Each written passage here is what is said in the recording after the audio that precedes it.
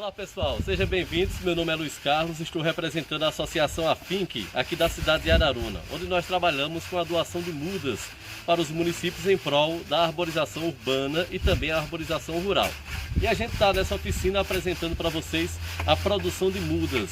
A nossa instituição realiza a própria produção aqui na cidade de Araruna e aqui a gente está dando para vocês alguns passos de como realizar essa produção, né? A gente está aqui preparando o barro, né, para a produção das mudas. Nessa preparação, seu Geraldo, qual o estilo de material que a gente está utilizando aqui hoje? Bom, Luiz Carlos, a parte do estilo do barro, a gente coloca 3 preto, um vermelho e um estrumo, que é o esterco, né? Que é o esterco. Por que essa diferença desse barro, seu Geraldo?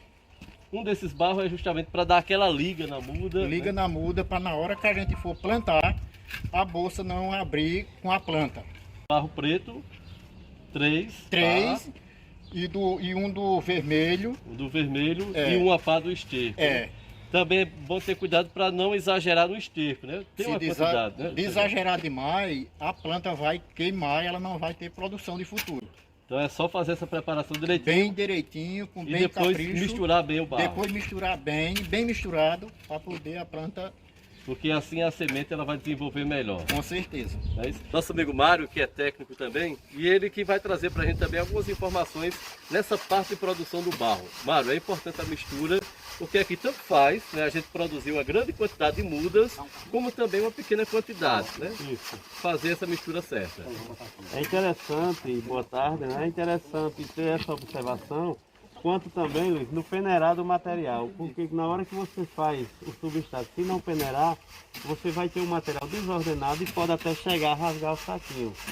Então é justamente nessa proporção, 3 por 1 por 1, ou seja, 3 do material mais escuro, que tem um pouco maior teor de matéria orgânica, um do vermelho, que tem uma menor quantidade de matéria orgânica, mas tem um pouco mais de liga, e o substrato principal, que é o esterco. O que é que a gente precisa observar nessa parte do esterco quando eu vou utilizar o esterco de gado, eu preciso utilizar uma quantidade certa, da mesma proporção relacionada ao barro. Quando eu utilizo o esterco caprino ou ovino, eu vou diminuir essa quantidade do esterco, por ser um esterco bem mais concentrado, bem mais forte em relação aos demais. Pronto, pessoal, a gente está vindo agora, Mário, para a preparação do barro, né? Para depois ir para o enchimento das sacolas. Como é que é feita essa preparação? A gente já fez a questão da divisão, mas essa preparação é essencial justamente para que a semente ela possa fluir bem. Isso, com certeza. E o passo aqui vai ser justamente homogeneizar todo o material. Daqui apenas a mistura. Seu Geraldo, essa mistura é importante ser bem feita também. Com certeza, ela quanto mais bem traçada, melhor seria para a planta, para a gente trabalhar com ela. Aí vai nascer uma planta bem saudável.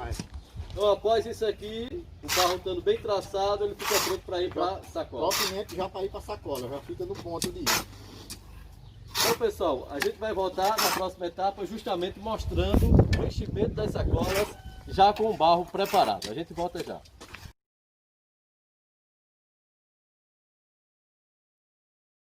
Pronto, essa é uma nova fase que é justamente o enchimento das sacolas, né? Aqui, Mário, a gente está com 2 tipos de sacolas, uma maior e outra menor. Qual a diferença dessa sacola maior e essa sacola menor? Bem, Luiz Carlos, a diferença é o seguinte, eu tenho 2 tamanhos, que é os 2 tamanhos que a gente trabalha aqui no viveiro, né?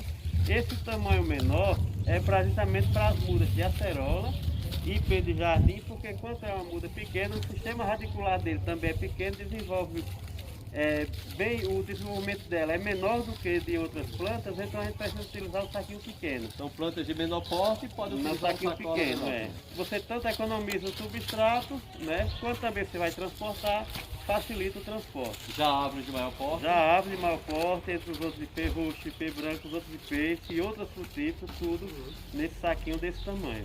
Quem quer fazer a sua muda em casa, de uma planta de uma fruta? Quem quer fazer em casa uma planta de uma fruta, na bolsa grande, de grande porte, essa daqui, maior. Essa maior? Mário, mais alguma dica nesse processamento do enchimento das sacolas? Uma outra coisa importante, eles fizeram uma saquinha, Geraldo. Né, seu Geraldo? Uma outra fator importante é o que? De você não encher Ela demais. todo demais, deixar mais ou menos um espaço aqui do substrato para a borda da folha, mais ou menos um espaço de um dedo, porque ele vai facilitar justamente no sistema, no horário de irrigação, para irrigar. Porque quando enche demais, ela não vai ter espaço para justamente absorver água. Você vai estar colocando a água e tendo desperdício. Então é interessante observar quando está enchendo, deixar um pouquinho, numa média de um dedo do substrato para o final do saquinho. Depois desse processo do enchimento das sacolas, seu Geraldo, qual a sequência das atividades? A sequência, depois dos enchimentos dessa sacola, a gente vai colocar os saquinhos no carrinho para jogar para os canteiros. É a preparação dos canteiros. É a preparação dos que é justamente canteiros a divisória, né, daquelas mudas que vão ser produzidas. que vão ser produzidas. Organizar nos canteiros de acordo com cada espécie. Com cada Cada espécie das canteiro plantas. será com sua espécie. Então, para no final ter cada canteiro a espécie, e você vai ter, quando chega no final, a quantidade certa por cada canteiro de cada espécie. Identificado. Isso. Então vai ser o próximo passo, pessoal, justamente a organização dos canteiros para que a gente possa identificar as mudas por quantidades e espécies. No próximo passo, aguarde.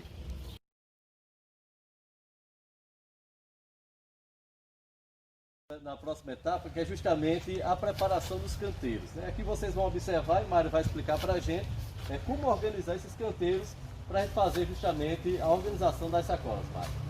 Isso. Tem esse plástico aqui por baixo para facilitar, né, o trabalho, e além do mais, na hora que a gente coloca os saquinhos, que a planta vai crescendo e a raiz também vai crescendo, então com esse plástico e o outro plástico que tem embaixo vai dificultar para essa raiz descer e ir ao substrato, né? Quanto também alguma umidade que tem por baixo, esse plástico vai justamente contribuir com isso aqui.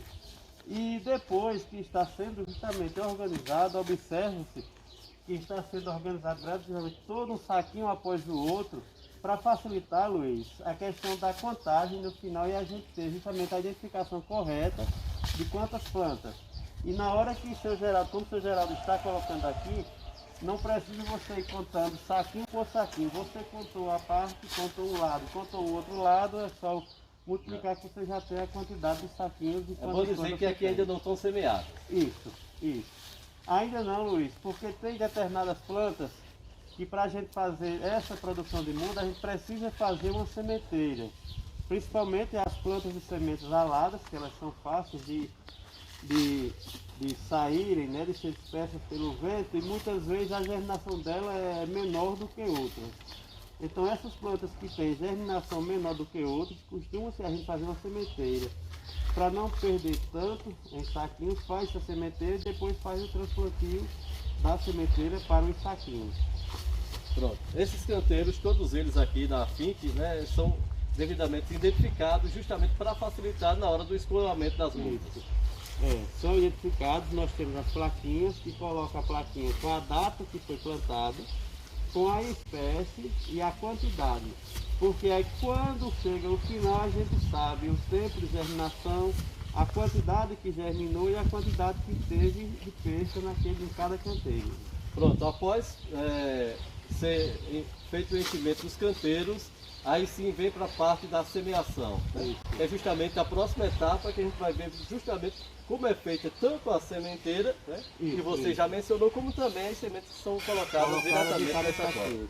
E a próxima fase vai ser justamente, né, a parte de semeação dessas sacolinhas que já estão aqui preenchidas com barro, todo aquele processo que a gente já acompanhou desde o início. Então, é a nossa próxima etapa, você vai saber como é colocada as sementes aqui nas sacolas.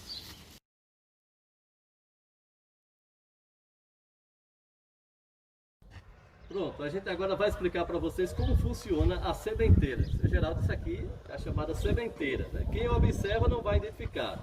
Como é que funciona a sementeira? E é preparada aquela mesma terra que a gente... A mesma terra que a gente mostrou lá para a sementeira. A sementeira, o mesmo jeito da terra. Da sacola. Da sacola. Então aquela mesma terra é colocada aqui. Eu observo que tem, acho que é tipo areia em cima. Aí ela foi semeada em cima daquela terra. Aí em cima da planta, da semente, a gente coloca a areia, porque a areia é mais fácil dela germinar. Falta só a semente, Luiz, porque jogou a semente... Soltando ela espalhadinha. Espalha ela bem espalhadazinha, que é como ela sair desse ritmo. Que semente foi colocada aqui, seu Geraldo? IP branco. IP branco, A né? semente de IP branco. Uma sementeira nesse espaço aqui, quantos IPs brancos eu acredito que possa ser produzido? Eu imagino assim que a faixa de umas 5.000 sementes. 5.000 sementes? Numa Só nesse dessa. espaço aqui? É. Aí espera o crescimento, após esse crescimento Espera esse crescimento após de 45 dias a 60 dias, ele está pronto para ir para a cocinha. Aí tira só a plantinha e Só vai direto uma para... plantinha e vai direto para o saquinho, o ritmo desse saquinho aqui, Esse é o tamanho ideal para o IP branco. para o IP branco, esse aqui. Essa é a forma da sementeira. Mas se a gente quer produzir diretamente na sacola, como é que a gente deve fazer? Para produzir diretamente na sacola, eu vou colocar 3 sementes em cada uma sacolinha, porque se uma não nascer, ou 2, tem uma que vai nascer normal e a gente não perde a sacolinha. Faz um buraquinho do tipo, aqui já forma assim, mas eu coloco elas normalmente dentro. E em cima coloca um Aí em pouquinho de cima areia. eu coloco um pouquinho de areia. Mário, que está acompanhando a gente aqui. Esse é o processo para quem vai plantar a semente direto, não é isso, Mário? Isso, é o que se chama o plantio direto. E nessa, justamente como eles colocar 3 sementes, porque a gente não sabe o índice de germinação dessa semente. Então pode ser que nasça os 3, quando também pode ser que não. Nascendo os 3, quando ele tiver a partir do segundo par de folha, aí a gente pode justamente molhar quando está úmido na terra, então fazer o transplantio, a gente chama repicagem, retira aquelas plantas menores e deixa maior. Retira as plantas menores e leva para um outro saquinho. E a gente fica com a outra maior. E essa que é justamente colocar, Luiz, a semente, aí a gente não cobre com o próprio barro, o substrato que está, porque à medida do possível que vai irrigando, ele tende a ficar um pouco apertado, a endurecer aqui, então fica mais difícil para nascer. E a areia facilita isso aí, a germinação, porque ela facilita a germinação mais. A gente tem aqui alguns canteiros que já estão com as sementes. Que já estão com as sementes já plantadas. Está nascendo também. Esses canteiros já estão todos plantados. Né? Esses canteiros já E estão aí é todos só o plantados. processo de aguação. Aqui é só processo de aguação nessa parte aqui. Está todo plantado. Esse aqui, Luiz. Esse canteiro aqui está plantado. Esse aqui. Isso aqui é a semente que foram diretamente na sacola. Diretamente nas sacolas. Esse aqui já está nascendo, que é o IP branco. Está começando o nascimento dele, a germinaçãozinha. E com a pimenta bolsinha, que nem está vendo o saquinho, todo molhadinho, bem irrigadozinho. E outra coisa, Luiz, que nós falamos anterior foi a questão da organização dos saquinhos e a identificação. Por que é que nós estamos organizados em fileiras? Quanto também a parte importante que é a identificação. Nós temos a identificação da planta, o que é, o total que foi plantado, a data e o lote. Aí todas essas plaquinhas identificam e nos ajudam a esse controle. Pronto, pessoal. O próximo passo vai ser justamente a gente ver, né, já as mudas desenvolvidas, para aí a gente partir por passo, que é justamente aquele passo onde a muda já está pronta para sair para campo.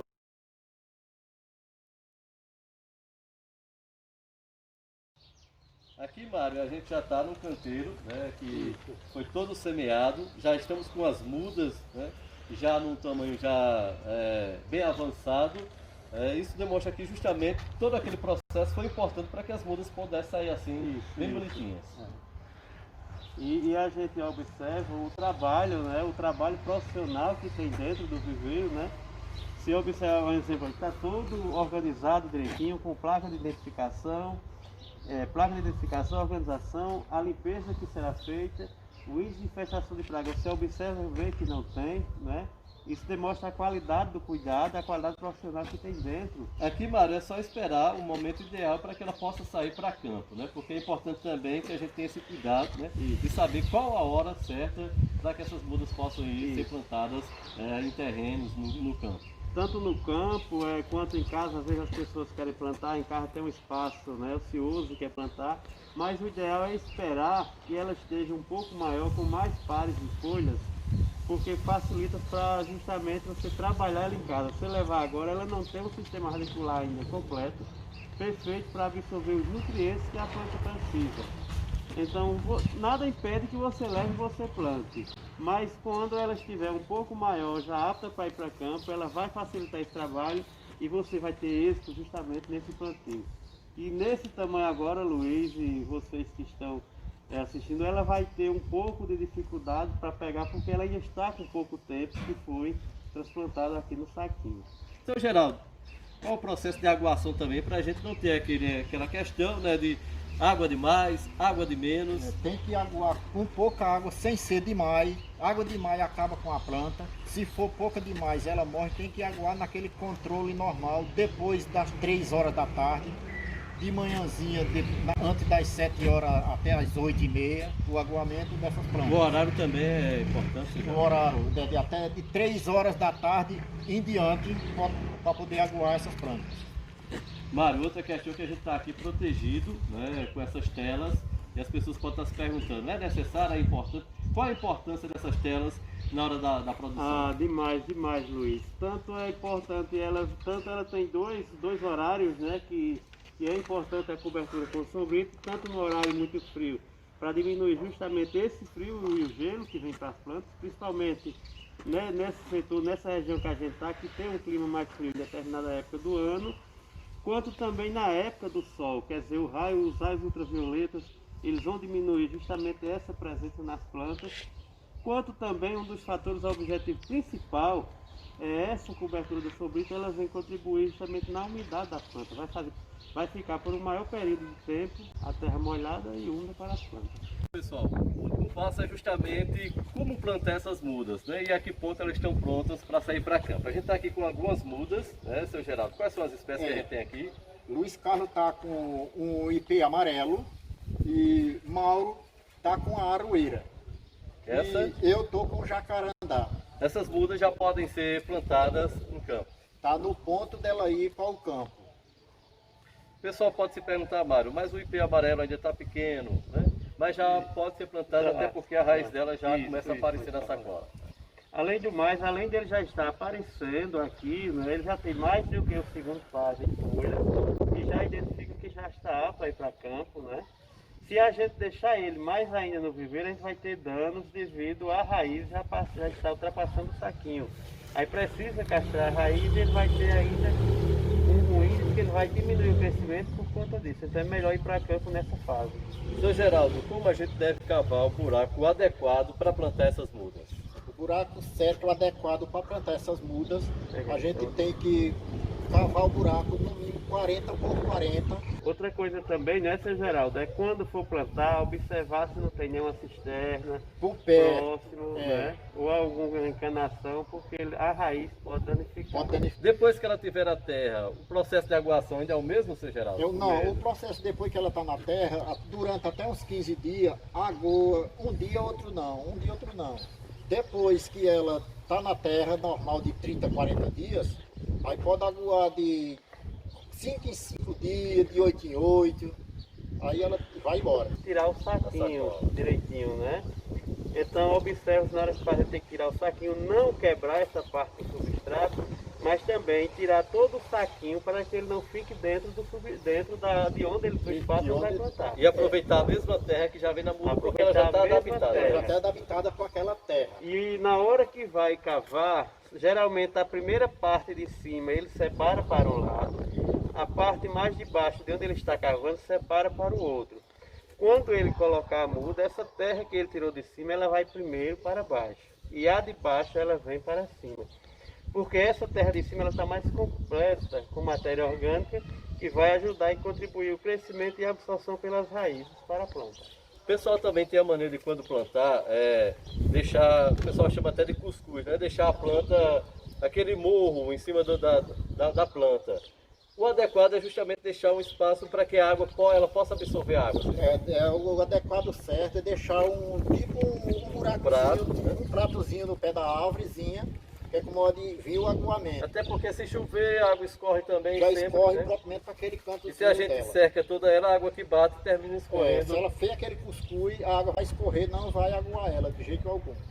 Pronto, pessoal, então esse é o processo. É bom também prestar muita atenção quando você vai plantar na cidade, né? Se você vai plantar na cidade uma árvore de grande porte, observe, né, se tem afiação, né, se tem algo atrapalhando, para que essa árvore, quando crescer, não seja necessário sacrificar. Procure também identificar, né, qual a árvore adequada para que você possa plantar na sua frente de casa, no quintal de casa, porque temos árvores de grande porte, né? A gente tem a boa vontade de plantar, mas muitas vezes terminando plantando mudas erradas, né, que depois vai trazer prejuízo para todos nós. Então, esse é o processo, né? Você acompanhou desde o início. Desde já, obrigado, Mário. Obrigado, seu Geraldo, pelas dicas. Eu que agradeço. Eu que agradeço. Valeu, pessoal!